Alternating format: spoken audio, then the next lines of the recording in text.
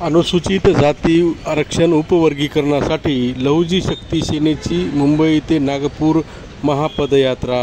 नमस्कार, जनहित न्यूज लाईव्हमध्ये आपलं सहर्ष स्वागत। अनुसूचित जाती आरक्षणाच्या उपवर्गीकरण करण्यात यावे या मागणीसाठी लहुजी शक्ती सेनेचे संस्थापक अध्यक्ष विष्णू कसबे यांच्या नेतृत्वात मुंबई ते नागपूर आरक्षण उपवर्गीकरण महापदयात्रा काढण्यात आली असून शहरातील लोकशाहीर अण्णाभाऊ साठे यांच्या पुतळ्यास पुष्पहार अर्पण करून ही महापदयात्रा नागपूरकडे रवाना झाली। या यात्रेदरम्यान लहुजी शक्ती सेनेचे प्रदेशाध्यक्ष कैलास कंधारे, राज्य उपाध्यक्ष नारायण गायकवाड, जिल्हाध्यक्ष नागोराव आंबटवाड, भारत सरोदे, ईश्वर अण्णा जाधव यांच्यासह शेकडो कार्यकर्ते उपस्थित होते। पाहूया याबद्दलचा सविस्तर वृत्तांत।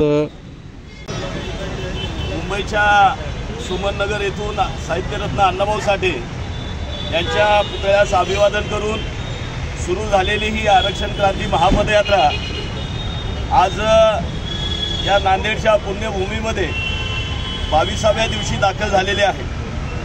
इथून पुढील जवळजवळ 19 दिवसाचा प्रवास करून ही महापदयात्रा 12 डिसेंबरला नागपूरच्या हिवाळी अधिवेशनावर जाणार आहे।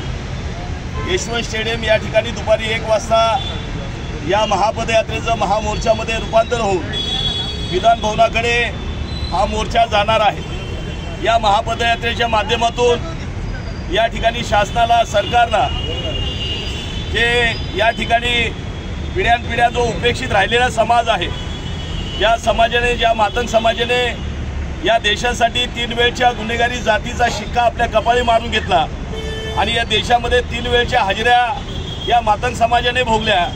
वाटलं देश स्वातंत्र्यानंतर या समाजाला न्याय मिळेल, मात्र या ठिकाणी गेल्या 75 वर्षापासून संविधानाने दिलेलं आरक्षण, त्या आरक्षणाचा लाभ या मातंग समाज आणि इतर अनेक शोषित पीडित जातींना मिळाला नसल्याकारणाने गेल्या अनेक वर्षापासून सातत्याने या राज्यातला मातंग समाज या विविध सरकारच्या माध्यमातून, केंद्र असेल, राज्य असेल, यांच्याकडे वर्गीकरणाची मागणी करत असताना दुर्दैवाने या ठिकाणच्या राज्यातल्या एकाही सरकारने या निर्णयाची अंमलबजावणी केली नाही किंवा या मागण्या मान्य केल्या नाही।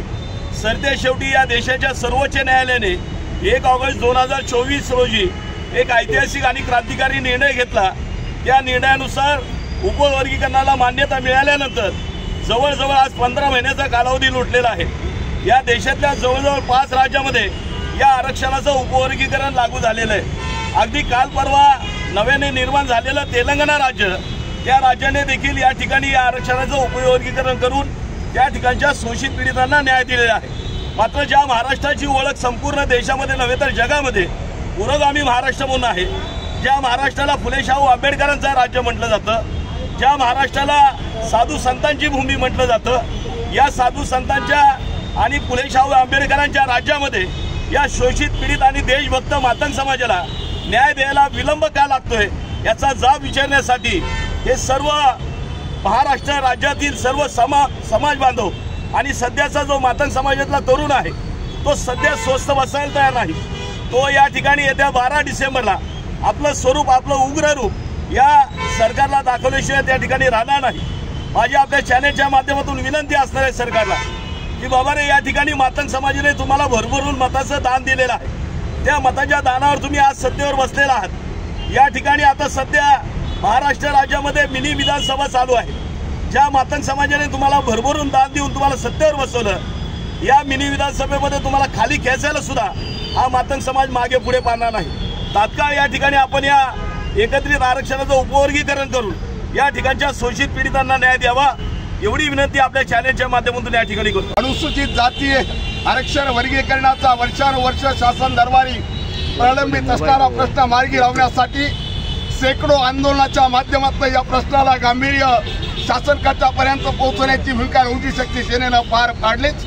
लहुजी शक्ती सेनेच्या माध्यमातून गेल्या 5 पदयात्रा सकल समाज बांधवांच्या माध्यमातून लहुश्री विष्णूभाऊ कसबे साहेबांच्या पुढाकारातून दौंडी यात्रेसारखी 6वी पदयात्रा आणि आज शेकडो नव्हे तर हजारो किलोमीटरचा प्रवास करणारी, राज्याच्या राजधानीतून उपराजधानीमध्ये पोहोचणारी, जवळजवळ आज 23वा दिवस उजाडलेला आहे। नागपूरच्या दिशेनं येणारं राज्य सरकारचं हिवाळी अधिवेशन येऊ घातलेलं आहे. आणि त्या हिवाळी अधिवेशनावर